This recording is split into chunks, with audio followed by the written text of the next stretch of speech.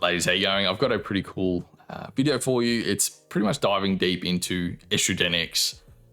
What I've been diving really deep into over the last couple of months has been hormone balancing. I've yet to really post so much content on it about it in like social media or in the group because I've really wanted to nail down the fundamentals.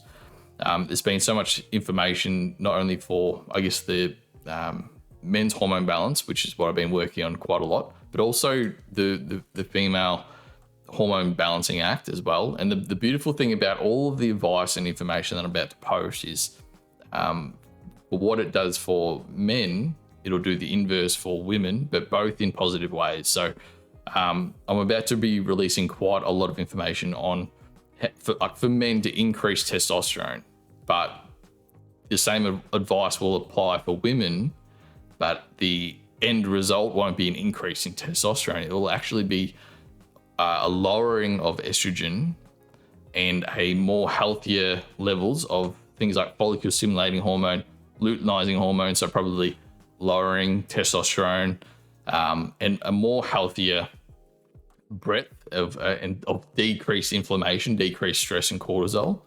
It's going to be really exciting. Essentially, I've taken like for instance, we've gone from, I guess, Booty Building Challenge 1.0 was whenever you're really hungry and you're craving pizza, you'll have the low calorie, high protein version of that pizza.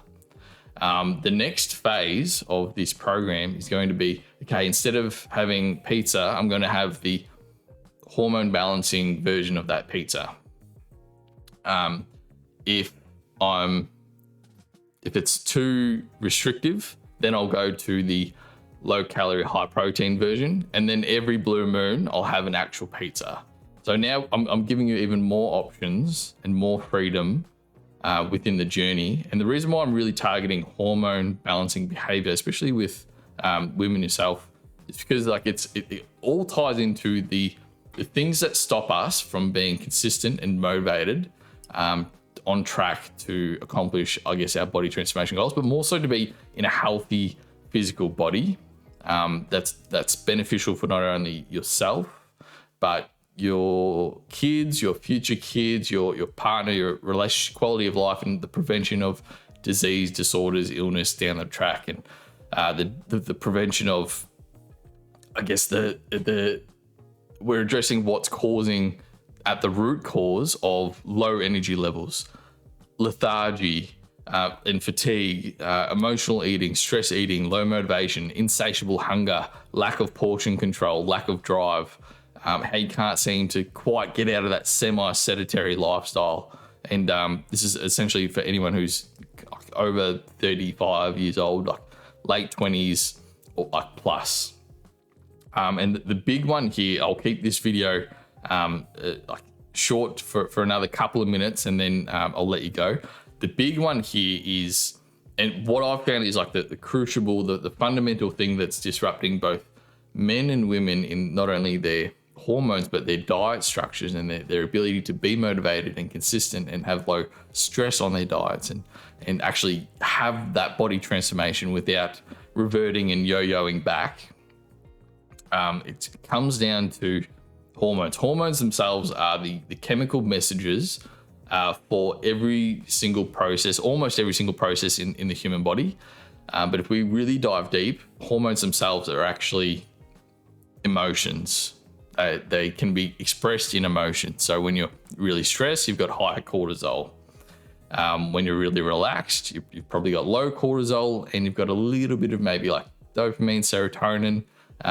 When we're like hugging or bonding or hooking up with like our intimate partners, then we're releasing oxytocin, so the bonding hormone, the love hormone, also released in huge quantities when you have a kid. So these combinations of hormones can actually disrupt us especially women. Estrogen is I guess excess estrogen, that mimicker of estrogen, is super impactful on your quality of life.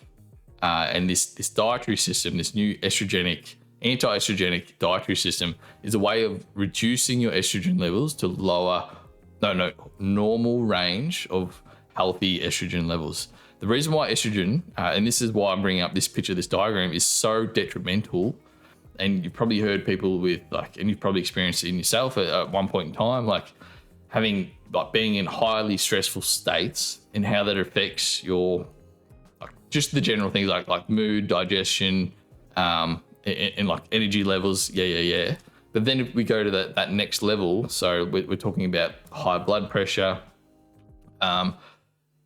really unhealthy levels of the low density level cholesterol, so unhealthy fat, so plaque buildup, unhealthy body fat percentage, unhealthy body BMI ranges as well, so over 30% body fat in the overweight or obese categories.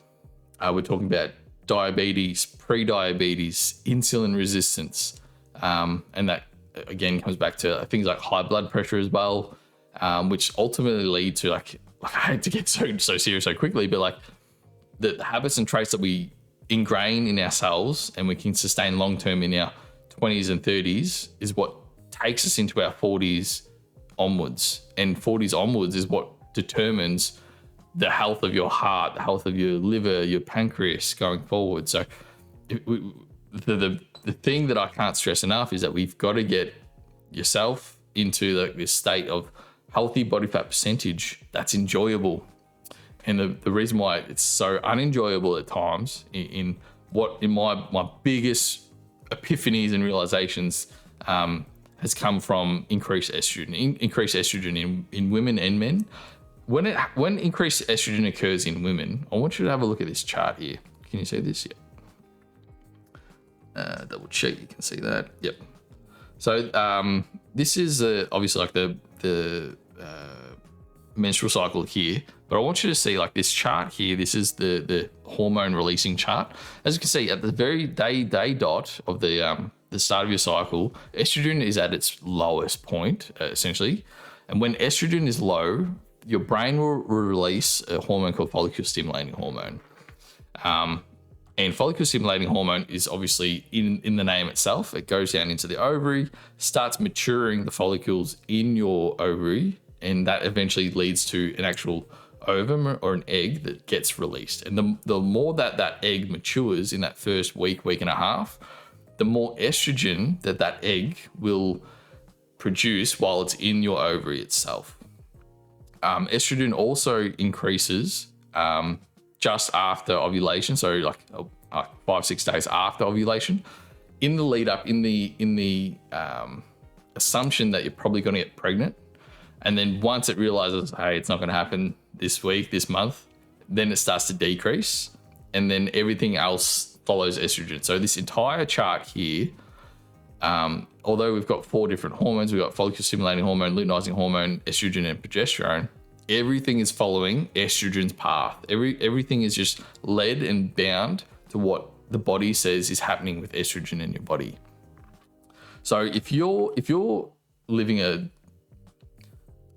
if your body fat percentage for a man, if my body fat percentage is over 15% body fat, in order for me to hold more fat on my body, the fat cell itself has to produce estrogen and hold estrogen or aromatase for me. And then estrogen itself, you need more estrogen in your body to maintain the more fat that you have on your body. Same thing happens with women. The more body fat percentage that you have, the more fat on your body, the more estrogen, excess estrogen, unhealthy amounts of estrogen that you're producing in your body. And when you've got high estrogen levels, I want you to have a look at this particular section of the chart. When estrogen is low, follicle stimulating hormone is high. And as estrogen rises, follicle stimulating hormone decreases. So if your brain is getting signals in its bloodstream and its body saying, well, my receptors are triggering the fact that I've got a lot of estrogen in my body, that must mean I must be either about to release an egg, so I don't need as much follicle stimulating hormone anymore, or I'm going to get pregnant soon, so may as well reduce that follicle stimulating hormone as well again. So every time the brain is thinking, whoa, I've got a bit of estrogen here, let's not release and mature an egg, and let's get this show on the road. Let's get ready for being pregnant. Let's get ready for either releasing an egg and having like an egg fertilized and contraception, or let's like get this baby cooking. So once follicle stimulating hormone is let's just say it's an everyday normal day. You're not at that time of the month. Let's just say you're at the very start of the month here, but your brain thinks your estrogen levels are higher than what they already are, even though your actual estrogen that you're producing in your body is at this low point. But if your brain thinks its estrogen is higher up here, and that can happen from the estrogenics in our environment, in our foods, in our drinks, in our grooming products, in your cosmetics, not our cosmetics, in really specific liquids that we drink, the way food is cooked, the way food is prepared, the way food is stored, the type of cleaning products we're exposed to, the type of plastics that are being consumed, the things that the plants that we're eating that cause an estrogenic replicating effect in our body, the types of meat that we're eating that was treated with hormones that increase the estrogen in, say, like a cow, there's so many different factors, or the pesticides that are being used in certain crops of vegetables that are having an estrogenic effect once consumed, even though it's minuscule amounts of estrogen mimicking effects in our body. No, the actual estrogen response once consumed and exposed to is actually small. The receptors themselves are highly sensitive. They're more sensitive to these fake estrogens than the actual estrogen that we're producing in our body. So the fake estrogen is actually telling our body, even though it's in small amounts, you might have 1,000 times less estrogen consumed than actual estrogen being produced, but it's more attracted to the receptor in your brain, in your body, to signal that you've got a lot of estrogen. So it's almost like instead of fighting an actual 6-foot boxer, no, you're fighting like 2,000 kids, and I don't know if that makes sense actually, but like there's so many of them coming in there, and you can't battle off a bunch of kids. Anyway, so that's what the fake estrogens in our body and our environment are doing, and they're fucking up our systems, especially for women. For men, what they do for men is the more estrogen that is produced, estrogen in men can only be produced as a result of converting testosterone to estrogen. So when the brain thinks it's got too much estrogen, it's like, well, I'm producing too much testosterone. So it cuts off the amount of testosterone that's being produced, and therefore testosterone crashes, but the brain thinks estrogen is remaining high, so it keeps crashing, and it's a downward spiral for men. But for women, when your estrogen is high, as we can see here, when your estrogen is high, your body also starts to release more luteinizing hormone, this pinky yellow, this pinky red hormone here. And luteinizing hormone in women actually causes you to increase your testosterone levels. So estrogen reduces testosterone in men, but it can increase testosterone in women. And that'll have like the characteristics of testosterone as well. So you'll be more stressed, more on guard, more high bursts of energy. You'll start to develop more hair, like more facial hair on your body. You'll have huge spurts of energy, and then obviously withdrawals, because a lot of it with testosterone with women, a lot of the testosterone will actually come with increased adrenaline and cortisol as well. So like there are these crazy effects of having too much estrogen in your system, let alone the potential infertility problems that could occur, or infertility or fertility issues that could get in the way of having excess estrogen. Because obviously if you have excess estrogen, follicle stimulating hormone goes down and your eggs aren't able to mature well enough, and you may not even release an ovum, like an actual egg, into the fallopian tube. Or you might release an egg that isn't ready to be fertilized. So there's so many complications with estrogen, and I'm only just pretty much talking about this first cycle. Let's just say you've got excess estrogen, and we're talking about like the middle or the later half of this cycle. Okay, now the body thinks, wow, I've got more estrogen than usual. Holy shit, I could be pregnant here. Let's get this system into overdrive. Maybe let's just delay like let's really like thicken up the linings downstairs. Let's really prep this baby. Let's go into, obviously, and then with the increase of progesterone, like at this later half of the cycle, like I guess with progesterone, like the reason why you get a really high sex drive essentially in the middle of your cycle is because you've got this huge spurt of testosterone, eggs being released. You've got this huge spike here of the actual egg being released. So you've got all these hormones up and high and increase, and you've got all this energy, and you need to get this. You need to get this egg fertilized. So you're a completely different person at the start of the month versus at the end.